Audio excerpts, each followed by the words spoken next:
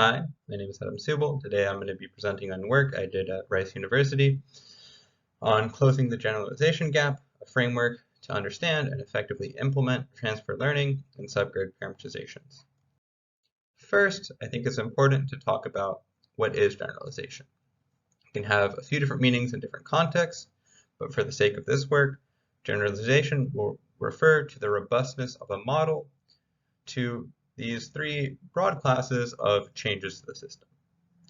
The first is parameter changes, for example, increasing the Reynolds number, a Rayleigh number, or any other parameter defining the characteristics of the system. Second are forcing changes. So in the context of ocean and climate, that could be sea surface temperature changes, radiative forcing changes. In the case of this work, it will refer to changing the wave number, but in general refers to outside factors that influence the dynamics of the system. Finally, something that I won't specifically talk about in this work, but is something that's extremely important to keep in mind when developing machine learning models, is robustness to changes in resolution. So increasing, decreasing grid spacing, or also robustness to varying the actual grid shape when we come into contact with continents or other things in the ocean. So how does transfer learning address this problem? In general, the framework for training a neural network kind of follows a similar path. We take some large data set, we have a network architecture, we then train that architecture to perform well on whatever task we defined based on that data set we have. For an example, here I show prediction of the kinetic energy spectrum during online implementation of a subgrid scale parametrization. And you can see that we train a model and it performs well with the blue line overlapping the black truth. Now, what happens when we change the system? And in this case, on the right hand side, you can see if we take a network and we've trained it well at a Reynolds number of 1,000, and we go ahead and try and predict at a Reynolds number of 100,000, we basically lost all performance. It's doing as bad, if not worse, than a model with no subgrid parameterization at all. However, in these cases, we typically end up with a small data set on our new data system, and we have this well-trained base neural network we got from training the network at a Reynolds number of 1,000. Now, transfer learning leverages these two things and says, hey, we have a small data set, we have a good network.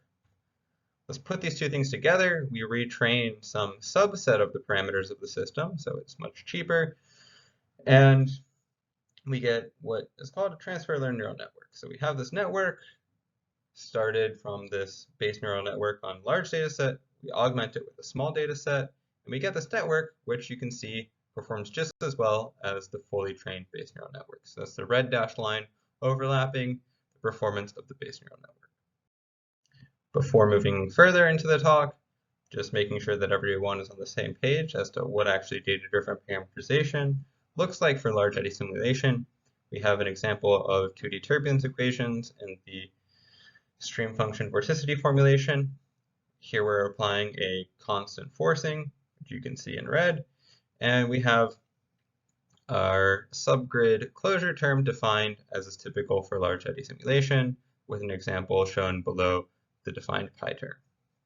Also, the bottom left, you can see an example of the filtering and coarse graining process, moving from the DNS resolution, which will vary in some of these examples, to the large eddy simulation resolution of 128 by 128, which is constant for all the examples that we're going to show. To make sure that we get a good understanding of what's going on in transfer learning, we have three different cases which test different aspects of generalization, so we get a broad sense of what's being learned and how retraining different layers impacts the performance of the networks. So the first case is moving from decaying turbulence to forced turbulence. As you can see, looking at the vorticity fields and the subgrid forcing fields, there is large changes across the board. On the third row, we have the input and output spectra, so the spectrum of vorticity and the spectrum of the subgrid terms. And you can see that at all wave numbers, the systems are behaving quite differently. On the bottom, we have just an example of the online performance. So like in the earlier example, you can see that with transfer learning, we can fully recover the performance of a fully trained neural network. The second case is a case of increasing the Reynolds number by a factor of 100, so going from 1,000 to 100,000.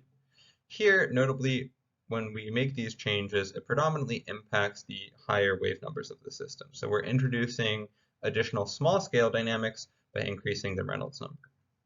And you can see once again at the bottom, the performance improves with transfer learning. Finally, we have our third case. This case is an example of changing the forcing of the system. So we're going from a forcing wave number of 25 to a forcing wave number of 4.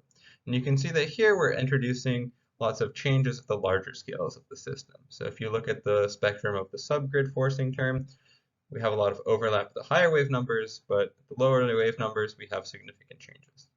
And again, at the bottom is just an example of transfer learning improving the performance in online testing. So I mentioned once retraining the different layers is an important thing to consider when we do transfer learning. So here we do some empirical performance tests. So looking, what I'm showing right now is offline correlation. So how well does the network predict pi based on which layer we train during the retraining process. And so you can see here that there is clearly an impact on layer selection. So there is a big difference between the worst performing and best performing layer in each case. In case 1, if we retrain the wrong layer, layer 10, we completely lose all performance. So in traditional machine learning for image processing, we often find that retraining the deep layer is the optimal way to retrain a network. But that's a very different situation to what we find in how we set up most problems for subgrid parametrizations and for a lot of physical problems. And we can see that in case 1 and case 3, there's actually this monotonic decline moving from shallow to deep layers. And you'll notice that in these two cases, these are the cases with changes in the large-scale features. So you can see in looking at the online performance test that this is reflected in how a network performs online, though these changes are smaller for in some instances like case 3 where we get pretty good performance for both retraining a shallow and deep layer. But this work is not to say sometimes you might get transfer learning right by just guessing, but to show that, for example, in case 1, if we do transfer learning incorrectly and naively, we might think that we have no chance for improving performance of the network. After going through these tests and showing that there is this relationship between retraining shallow and deep layers and the performance of the network, we really wanted to understand why this was the case. It's not sufficient for us to just run a few tests, say, oh, look at these empirical results, shallow layers are better. We wanted to justify that. So to do so, we're going to look at the activations of the network.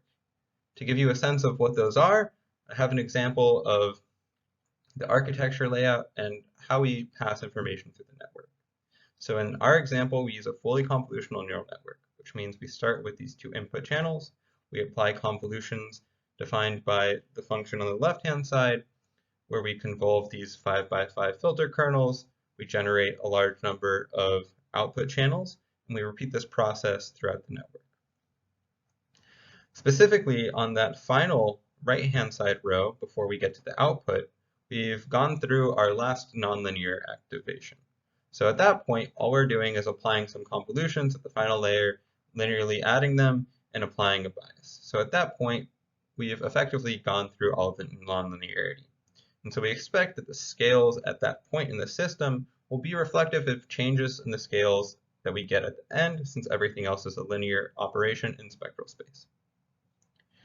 So we can take a look at these for retraining the different layers. And now looking at this, we don't necessarily get a sense of, is a specific activation at that point indicative of getting the true subgrid term, because we don't necessarily know the exact mapping. But we can get a sense of what scales are changing from the base neural network that we know doesn't work. And in this sense, instead of trying to match a target, we're trying to move away from a baseline. And a sense is we know that there are changes, and so in order for the network to learn to understand this new system, it should change from how the base network does. And so we can see across the board, looking at the performance of a deep layer, layer 10, and a shallow layer, layer 2, that the deep layer, shown in blue, overlaps with the base neural network for a significant range of the smaller wave numbers. And that layer 2 manages to shift away from the base neural network across the board. Now, this doesn't necessarily tell us whether the correlation of the pi term at the end is going to be perfect for one network versus the other, but it shows us that layer 2 is actually learning information at this stage.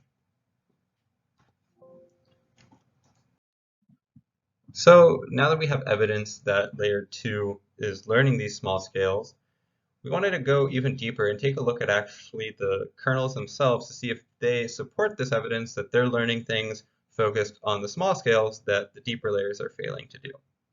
To do that, we leverage the convolution theorem that we can represent this convolution with 5 by 5 physical filters as element-wise multiplication with the FFT of these filters, and we can get a sense of the wave numbers that each of these filters are dealing with. And you can see that in the top row, we present the filters that have changed the most during transfer learning for layer 2, and in the bottom, we show the filters that have changed the most during transfer learning for layer 10. Looking at these, you can see that for layer 2, many of these filters are low-pass filters, so they're predominantly impacting lower wave numbers. We can see an example of how that impacts the spectrum on the right. Whereas for layer 10, most of these filters are dealing with complicated higher wave number that don't really have a coherent structure. And this kind of corresponds to layer 10's inability to capture these small scale changes and instead dealing with more high wave number, smaller scale features of the system. So putting this all together, we can get a framework for understanding and implementing transfer learning. To start with, the most easy thing to look at is just the data of the system. What does the base data look like? What does the data of the target system look like? Once we have those, we can look at what scale changes. Looking at the spectra of FFT is a good way, but there are also other potential metrics depending on the actual dynamics of different systems. The important thing to note here is we want to look, are the large scales changing? And we know that if we see that the large scales are changing, that simply retraining the deep layers is going to leave performance on the table that we can get from retraining some of the shallower layers. Looking at the favorability of the loss landscape is something that we'll talk about in the paper that this is corresponding to, which should be out by the time of Ocean Sciences, but I'm going to move over here since it's a deep rabbit hole.